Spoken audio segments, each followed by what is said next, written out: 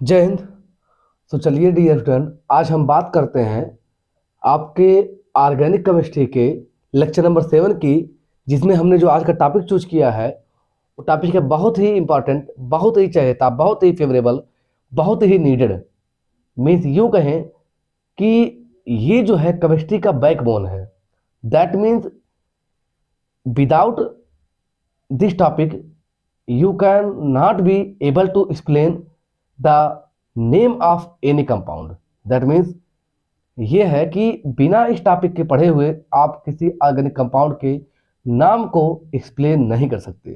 तो चलिए, अब आपको आइडिया लग ही गया होगा कि इस टॉपिक का नाम क्या है। फाइनली हम मेंशन करते हैं, आप टॉपिक का नाम मेंशन करिएगा। Nomenclature of organic compound. Hindi में आप कहेंगे कार्बनिक यौगिकों का नामकरण। कार्बनिक यौगिकों का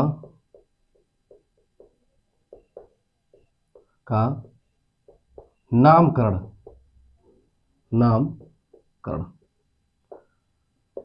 तो चलिए डियर स्टूडेंट, अब जो है आप अपना नोटबुक और पेन लेके बैठें, क्योंकि आज हम सीखने जा रहे हैं कि किसी भी ऑर्गेनिक कंपाउंड्स का नाम कैसे लिखा जाता है, क्या इसके सिस्टम्स हैं, क्या इसकी पद्धतियां हैं, कौन से इसके मेथड्स हैं। देखिए सबसे पहले हम ये बात कर लेते हैं, यानी फर्स्ट ऑफ ऑल, कि इन ऑर्गेनिक कंपाउंड्स के नॉमेनक्लेचर की बात क्यों पड़ी। आखिर क्या नीड ऐसा आया जिससे हमें किसी कंपाउंड का नाम रखना पड़ा। तो यहाँ पे किसी भी का मतलब क्या है, ऑर्गेनिक कंपाउंड। तो सबसे पहले हम ये समझते हैं कि ऑर्गेनिक कंपाउंड्स के नॉमेनक्लेचर की नीड क्यों पड़ी। क्या समझते हैं कि इसकी नीड क्यों पड़ी, आखिर क्यों हम जो है इसका नॉमेनक्लेचर करते हैं। क्या बिना नॉमेनक्लेचर किए, यानी बिना नामकरण के ही कंपाउंड्स के बारे में हम नहीं जान पाते, या हमें जानकारी नहीं रहती? तो आंसर है नहीं। जानकारी तो रहती, लेकिन वहां पे डाउट रहता, कुछ चीजें क्लियर नहीं रहती। फॉर एग्जाम्पल, हम ये कह दें कि एक व्यक्ति है, मान लीजिए हम कह दें पप्पू। अगर पप्पू नाम का कोई होगा तो बुरा नहीं मानेगा कि एज एग्जाम्पल हम ले रहे हैं। नाम क्या है, पप्पू। उस पप्पू के जो है 2 बच्चे हैं, यानी 2 चाइल्ड है उसके, ठीक है। 2 क्या है, चाइल्ड है, बच्चे हैं। उन चाइल्ड में से एक चाइल्ड ऐसा है जिसकी जो हैबिट है बहुत अच्छा है, यानी वह जो है वेरी गुड प्रॉपर्टी रखता है, ठीक है, बहुत अच्छा है। ठीक, कैसा है, बहुत अच्छा है।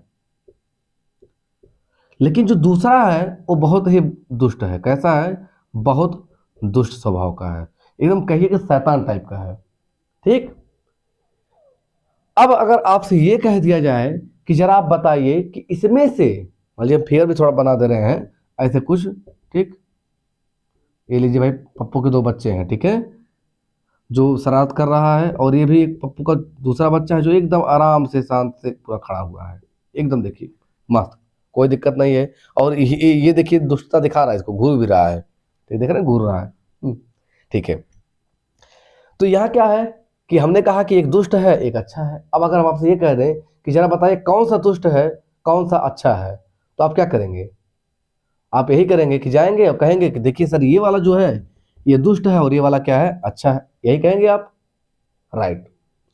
सो अब आप समझ रहे होंगे कि अगर हम आपसे ये कह दें कि बिना टच किए आपको बताना है, ठीक है, बिना इशारे किए बताना है, भाई हर जगह तो ये आपके साथ घूमेंगे नहीं।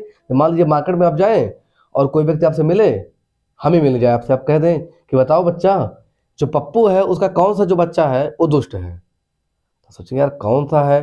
तो अगर आपको ये मालूम है कौन बड़ा कौन छोटा, तब तो आप आइडिया लगा लोगे। लेकिन आपको यही ना मालूम हो कि उनमें से कौन बड़ा कौन छोटा है, तब तो हो गया कन्फ्यूजन, आप नहीं बता सकते। तो उसके लिए क्या करना पड़ेगा, अब उसके लिए इनका नाम रखना पड़ेगा। जैसे मान लीजिए अगर हम कहते कि अब यह क्या है, अच्छा वाला ए है और ये वाला क्या है, बी है। अब अगर आपसे कोई कभी भी पूछेगा तो आप क्या कहोगे, जो पप्पू का ए वाला लड़का है या बच्चा है या स्टूडेंट है या उनका चाइल्ड है, वो क्या है, अच्छा है। लेकिन जो बी वाला है बहुत शैतान है। जैसा कि शैतानियत कभी कभी आप लोग भी करते हो ना पढ़ाई करके। आई होप आपको ये चीज़ें समझ में आ गई होंगी। क्लियर है? अगर ये चीज़ क्लियर है तो श्योर है कि आपको नॉमेनक्लेचर की नीड समझ में आ गई होगी और आप इंटरेस्ट भी ले रहे होंगे पढ़ाई का। तो चलिए अब हम समझते हैं कि नॉमेनक्लेचर की नीड क्यों है। तो देखिए, जिस प्रकार से यहाँ पे पप्पू के दोनों बच्चों के बारे में बताने के लिए हमें उनका नाम करना जरूरी पड़ा, जिससे हम उनके बारे में कभी भी कोई भी जानकारी दे सकें। ठीक उसी प्रकार से समय बीतता गया, ऑर्गेनिक कंपाउंड एक से एक खोजे जाने लगे, लैब में बनाए जाने लगे। मीन्स लॉट्स ऑफ बहुत ज़्यादा ऑर्गेनिक कंपाउंड जब बनने लगे, तब बात आई कि अब इनके स्टडी को भी आसान बनाया जाए, जिससे इन्हें हम क्या कर सकें, लॉन्ग टाइम तक याद रख सकें, जिससे इसके यूज को भी आसान बनाया जा सके। जैसे अगर हम कह दें कि हमारे पास कोई मेडिसिन है, फॉर एग्जाम्पल पैरासीटामॉल, ठीक, यही पैरासीटामॉल का अगर हमें नाम ना मालूम रहे, खाली ये कह दिया जाए कि 8 टैबलेट आप खा लो और बुखार ठीक हो जाएगा, तो जब आप जाओगे दोबारा लेने तो कहोगे कि हमको वो दवा दीजिए जो बुखार ठीक हो जाए। तो एक समय के लिए अगर मान लीजिए कि उस मेडिकल स्टोर पे जो जिसका दुकान है वो नहीं है, बल्कि उससे अतिरिक्त कोई और बैठा है, तो क्या जाने कौन सा बुखार का दवा है। लेकिन अगर ये कह दो कि पैरासीटामॉल दे दो, तो जरूर बता देगा या खोज लेगा उसमें से कि अच्छा हाँ यही दवा है। I am right? ठीक है। ठीक उसी प्रकार से जैसे जैसे कंपाउंड्स मिलते गए, नीड बढ़ती गई, ज़्यादा होते गए, तब ये बात आई कि हमें अब इन कंपाउंड्स का नाम याद करना पड़ेगा। हमें इन कंपाउंड्स का क्या करें, नाम रखें, जिससे इनको कैटेगराइज किया जा सके, इनके स्टडी को आसान बनाया जा सके, जिससे इन्हें और अच्छे से समझा जा सके, फ्यूचर में इनको यूज किया जा सके। समझ में आ गया? सो फाइनली आप क्या समझे कि ऑर्गेनिक कंपाउंड्स की नॉमेनक्लेचर की क्या नीड्स थी? नीड क्या थी? जिससे उस चीज़ों को अच्छे से याद रखा जा सके और इन फ्यूचर उसके यूज को, उसके ड्रॉबैक को सब किसी को आसानी पूर्वक समझा जा सके और सेपरेट किया जा सके। तो चलिए अब हम बात करते हैं कि नॉमेनक्लेचर के कौन कौन से मेथड्स हैं। तो चलिए अब हम जो है ये देखते हैं कि इसके कितने मेथड्स हैं जो किसी भी कंपाउंड के नॉमेनक्लेचर को एक्सप्लेन करते हैं। देखिए, बेसिकली इसके दो वे हैं, दो तरीके हैं नॉमेनक्लेचर के। एक आपका जो है वो है कॉमन नेम। क्या है? कॉमन नेम, जिसे आप कह सकते हैं कॉमन सिस्टम। और जो आपका एक है वो है आपका आयुपेक नेम या आयुपेक सिस्टम। बात करते हैं कि जो कॉमन नेम है इसे हिंदी में क्या कहते हैं। तो कॉमन नेम को हिंदी में कहते हैं सामान्य नाम। क्या कहते हैं? सामान्य नाम। ठीक, या इंग्लिश में इसका दूसरा नाम है जनरल नेम। क्या है? General name. और इसे हिंदी में भी IUPAC लिखते हैं, इस प्रकार से शॉर्ट फॉर्म में IUPAC।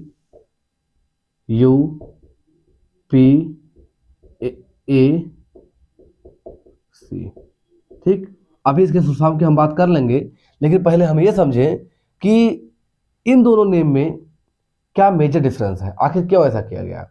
देखिए, तो चलिए इसे हम समझते हैं एक बहुत ही मजेदार एग्जांपल को लेकर के। जैसे मान लीजिए कि किसी के कोई गांव है, उस गांव में कोई व्यक्ति है, मान लीजिए व्यक्ति ए है। इस व्यक्ति के घर जो है एक बेटे ने जन्म लिया। किसने? एक बेटे ने। और जिस दिन जन्म लिया वह दिन था सोमवार। कौन सा दिन था? सोमवार। तो आप अक्सर देखे होंगे कि किसी के यहाँ सोमवार कोई बेटा जन्म लिया है तो मजाक में सब उसका नाम रख देते हैं सोमई, ठीक है, या सोमरू, ऐसा कुछ नाम रख देते हैं। मान लीजिए वह मंगलवार को जन्म लिया। कब? मंगलवार को। तो लोग नाम रख देते हैं मंगरू। क्या नाम रखते हैं? मंगरू। ठीक, या इसका नाम क्या रखते हैं? हमने लिख दिया सोमई। मान लीजिए इसी प्रकार से कोई व्यक्ति है जो बुधवार को जन्म लिया। कब? बुधवार को।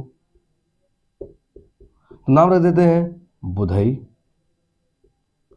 इसी प्रकार से अगर कोई बृहस्पतिवार को जन्म लिया तो नाम रख देते हैं बिफई। मीन्स इस प्रकार से आप देखें कि लोगों का नाम रख देते ऐसे ही, ठीक।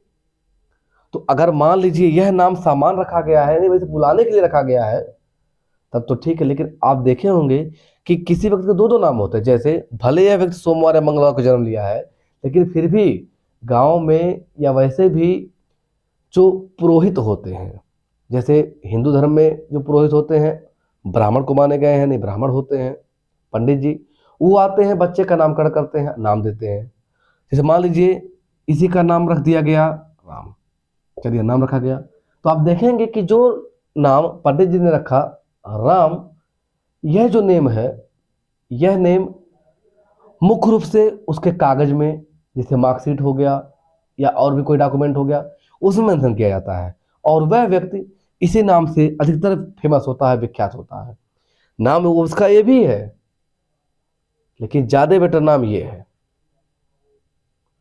तो दोनों में अंतर क्या है? अंतर ये है कि इसे ऐसे ही लोग कहे जिसे बहुत लोग नहीं जानते हैं, जिसे दिन के आधार पर रखा गया या उसके समय के आधार पे, लेकिन यह जो नाम रखा गया या किसी व्यक्ति ने रखा जिसे हर कोई एक्सेप्ट कर रहा है, मान रहा है।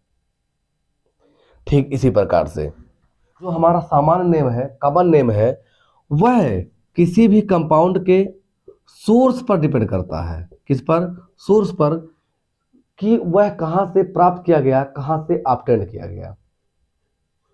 क्या हमने कहा? रिपीट करते हैं एक बार, कि जो भी कोई ऑर्गेनिक कंपाउंड्स है वह किसी सोर्स से प्राप्त किया गया, कहां से प्राप्त किया गया, उसी के अनुसार उसका नाम रखा गया, या उस कंपाउंड को किस केमिस्ट ने या किस वैज्ञानिक ने प्राप्त किया या उसके बारे में शोध किया, उसे बनाया, वो उसका नाम रखता है।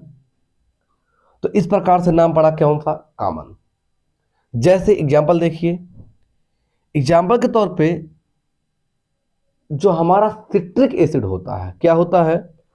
Citric acid. सिट्रिक एसिड, यह सिट्रिक एसिड कहां से प्राप्त किया जाता है? सिट्रस फ्रूट से। सिट्रस फ्रूट से। कहां से? सिट्रस फ्रूट से, मीन्स खट्टे खट्टे फलों से।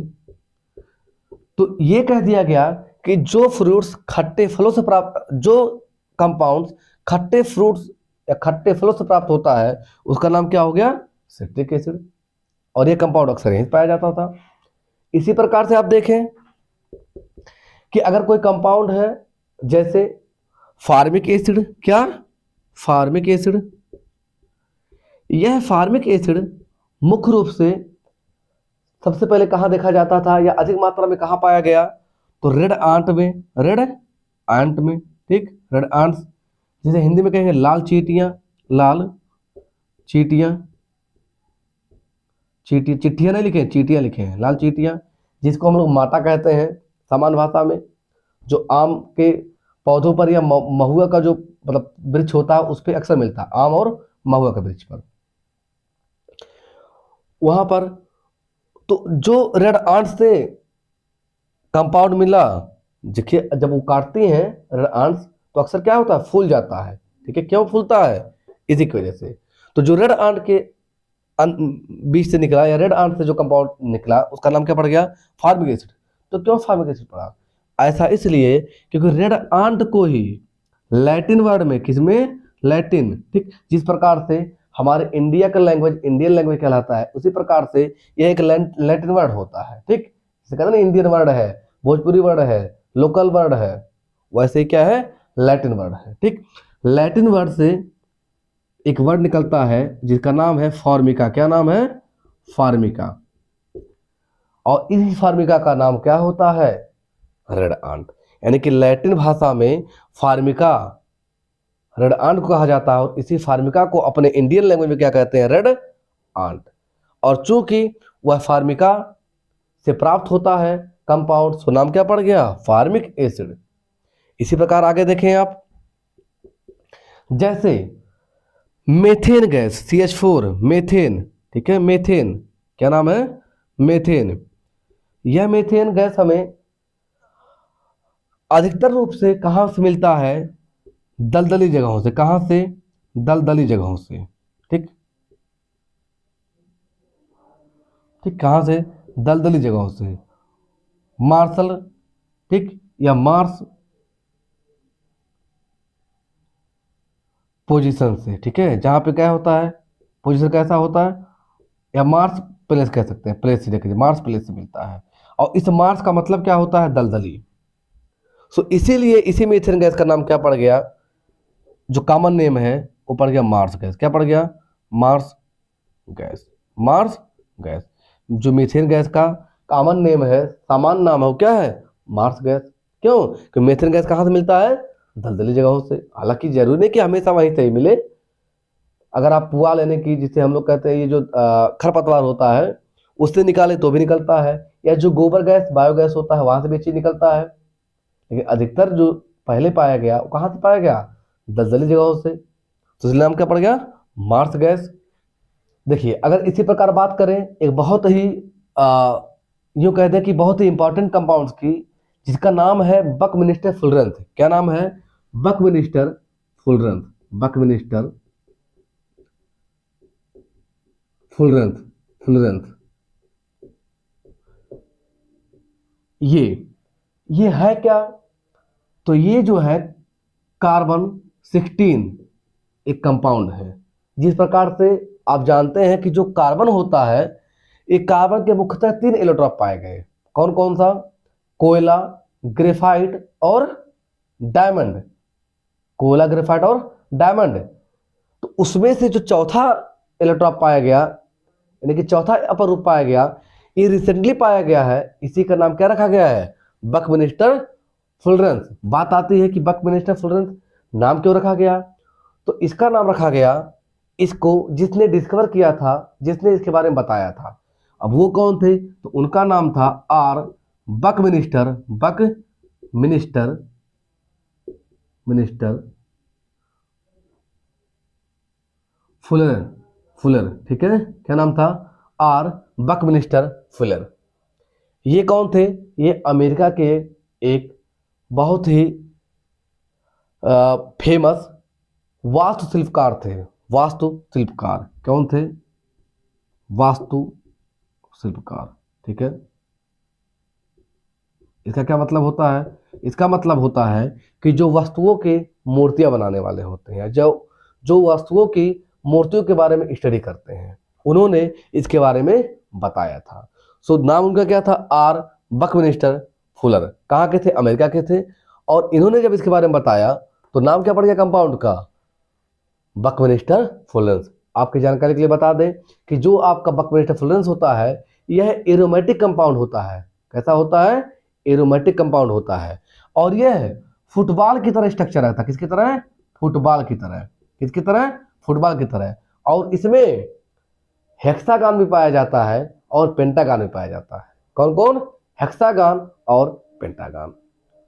सो आपने क्या देखा, आपने देखा कि कॉमन नेम में कंपाउंड्स को उनके सोर्स के बिहाफ पे रखा गया, यानी उनका जो नाम रखा गया है उनके सोर्स के बिहाफ पे, कि वो कहाँ से पाए गए या किसने डिस्कवर किया। तो इस प्रकार से आपने देखा कि एक नाम कॉमन सिस्टम होता है। और दूसरा फिर क्या है, तो दूसरा हमारा है वो है IUPAC system.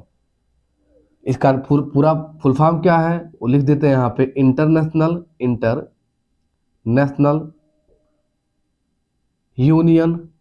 Union pure and applied chemistry.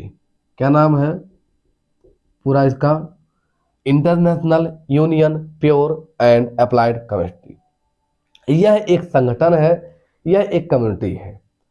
Means यह क्या है, पूरा ओवरऑल एक सिस्टम है।